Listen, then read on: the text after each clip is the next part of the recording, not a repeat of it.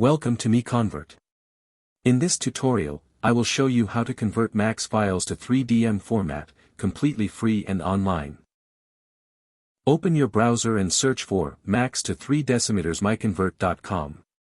Click on the first result to go straight to the converter. You are now on the MAX to 3DM converter page. The interface is clean and easy to use. Let's upload a file. Click the Choose File button.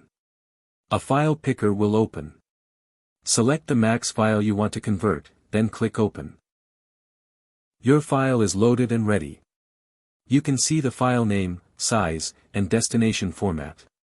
Click Convert now to start the conversion.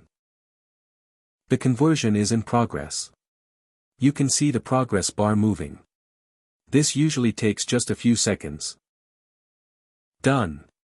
Your file has been successfully converted. Click Download to save the 3DM file to your computer. That's it. Visit MiConvert.com for more free conversion tools. Subscribe for more tutorials. Thanks for watching.